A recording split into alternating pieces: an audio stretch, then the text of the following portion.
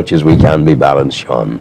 You're most welcome. Thanks, Ron. Good morning. Good morning to you. It's a day that I thought we'd never come to, that we can formally pronounce the death and the burial of the Narrow-Water Bridge project. Now, we're not rowing back into that history, but two events occurred within the last fortnight that encouraged me to invite you in here today to talk about it.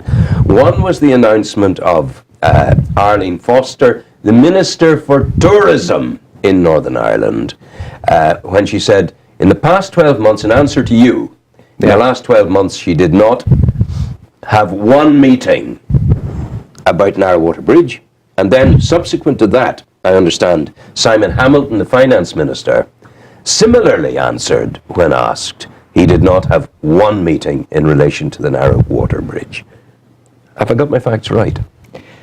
Yeah, to some extent. I don't know if I'd agree with your opening gambit in terms of the Narrow-Water Bridge is completely dead, because I think it's up to us all to keep that alive as far as possible. If for another generation, maybe. Yeah, well, to go back to, this has been the vision of Dr. O'Tierney and many other people, particularly in the Warren Point area, maybe 25, 30 years ago. And we have to keep this fantastic project. We have to try and keep it alive as best we can. But in terms of the ministers and also OFM, DFM, who really have refused to answer the question. OFM, DFM, who? Yeah, it's the Office of First Minister Peter Robinson and Martin McGuinness have to take any responsibility for this at all. Well, you're let down by the pair of them. We're let down. We're let down by them all. But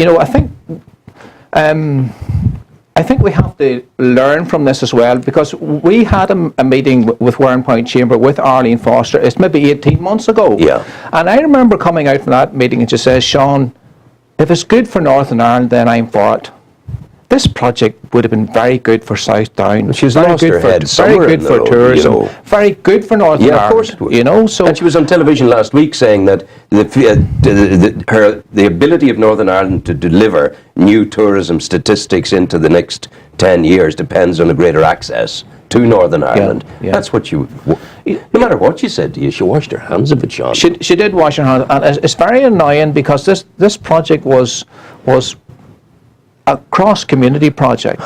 Warren Point Chamber, Kilkeel Chamber, Newry, right round Newcastle and all were very much for this, and it's just sad. But I think we have to keep asking these questions and see what we can learn so that we can get this project resurrected again. I agree it might take quite a while, but maybe I think there's some learning to be done. Yeah, but don't you think at this stage we're well on the way to the Green Ore Ferry? That's moving, and it's moving strongly. The vibes are coming there.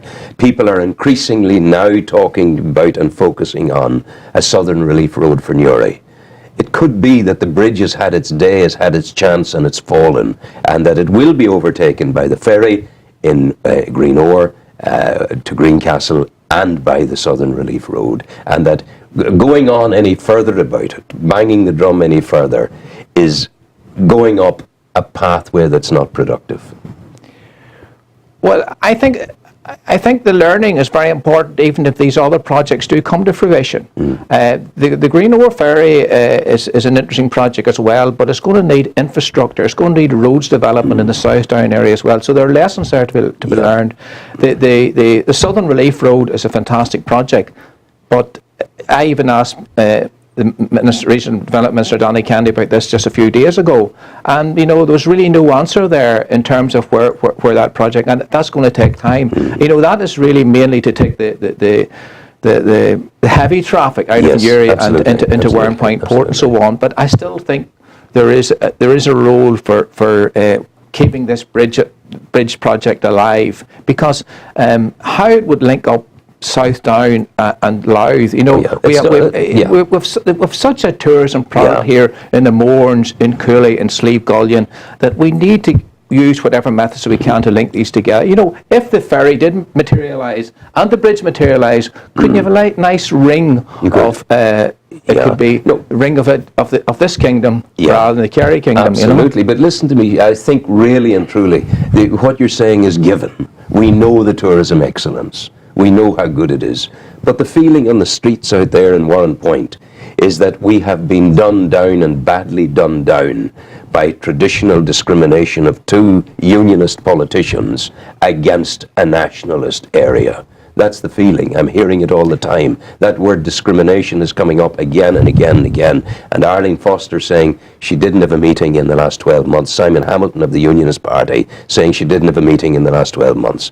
Can the people be that far wrong?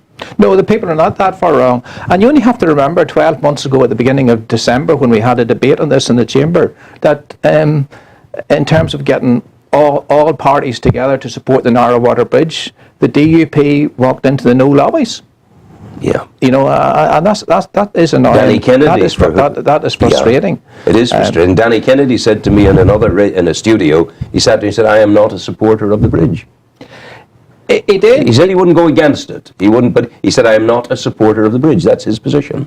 He did. He said that, and in fairness to Danny Kennedy too, when he came at the bequest of Warren Point Chamber and myself, he came to meet the Kilkeel Chamber on the Narrow Water Bridge. And he said, while personally he wasn't for the Narrow Water Bridge, in his ministerial role, he would be quite supportive of it. Yeah. You know, so there's that as well. So just to correct that in terms of Danny Kennedy, but you know, we really have to.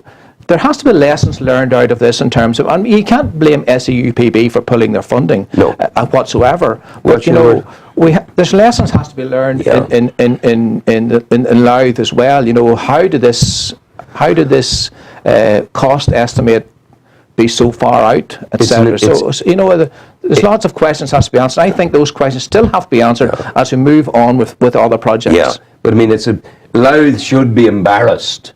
But I see no sign of the embarrassment. I see no review of the process that bungled the pricing from the plan to the bill of quantities to the estimated amount, because it's a fairly straightforward bit of civil engineering business to look at the plan from the architect, to cost the plan, to create the bill of quantities, to add up the columns, and you know how much it's going to cost. Yeah. But no one's asking that of Louth at the moment, and Louth's not providing any answers. This is a faux pas of monumental proportions that seems to be just evaporating.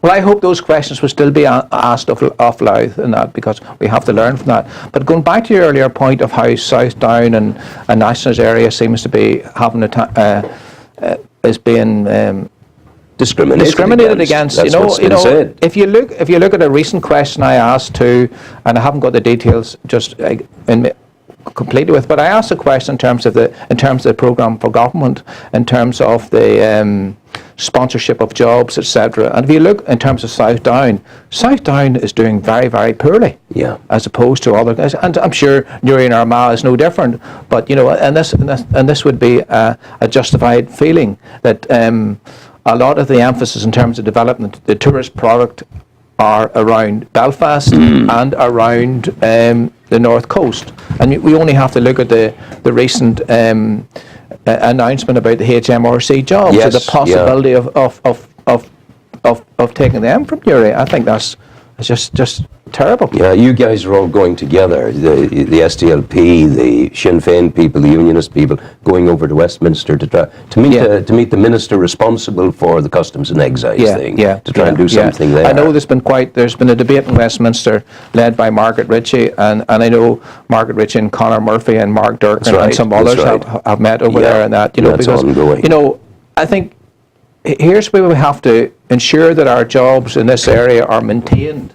You know, the Bain report a number of years ago talked about the decentralisation of government, taking things out of the centre of Belfast and keeping them here. And surely, here's a perfect example of not should we be cutting jobs, we should actually be increasing HMRC jobs in Newry. And you know, those public sector jobs are the lifeblood of Newry City and the whole wider area. And by having those public sector jobs, it actually encourages private sector as well. And you know, there's some very good entrepreneurs in Newry in terms of developing the private sector. We have to keep encouraging that. But it's that private sector that is our it's our holy grail. We need the private sector because we can't go on forever depending on the public sector within the next 10, 20 years. We need to bring a strong private sector to bear on it.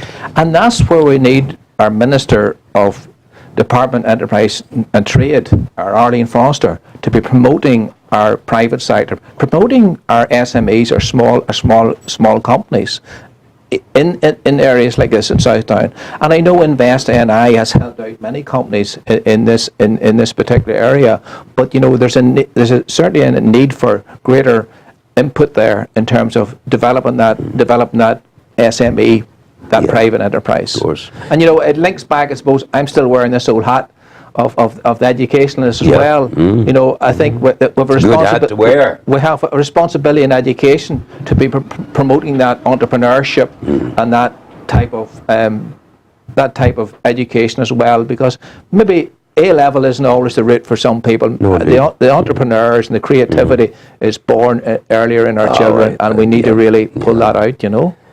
Is Arlene Foster remotely embarrassed about looking you in the eye over the bridge? Or does she just, it's gone? I don't think she's embarrassed whatsoever. But how can, you know, if we can just tease it out a wee bit, and I think it's important for the people of Warren Point, Kilkeel and Louth to tease it out a wee bit.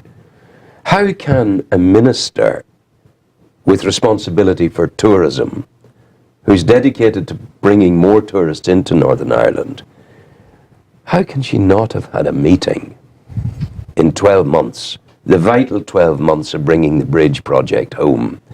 How can there be any excuse for Arlene Foster to have been so negligent or so disinterested?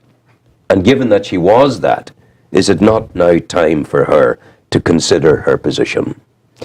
Well, I think there's a responsibility in the whole executive. I know our Minister Atwood and currently Durkin had brought that to the executive number. I think this really should be an embarrassment around the whole executive of not having pulled this together. Both the offices of First Minister, Deputy First Minister, the Minister of Finance, and Arlene Foster.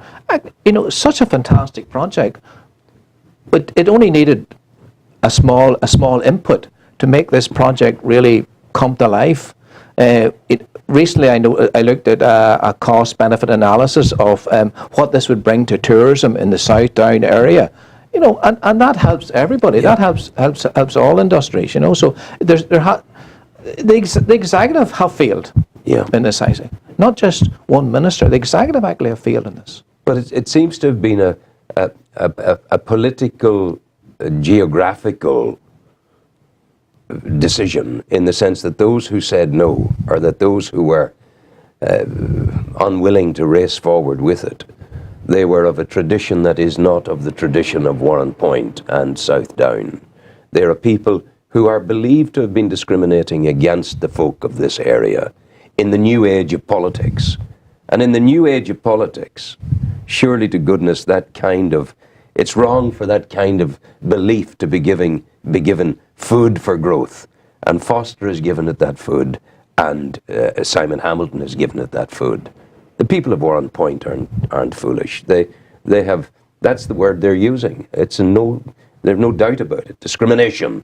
We have been discriminated against. And I think what even makes it more disappointing is that when you have such support from the likes of Kilkeel Chamber, and many of the people come from the unionist persuasion who were very, very supportive of that bridge, that their leaders didn't listen to them either. Yeah. I think that's extremely disappointing. But you know, let's not say it's completely dead. Let's learn what we can from it and see when we can pick this up again to move this forward again, because it's a fantastic project. That's as good a note as we could wish to finish on this morning. Yeah. Thank you, Sean. Thank you, Go well. Thank Take you. care. Some music, maestro.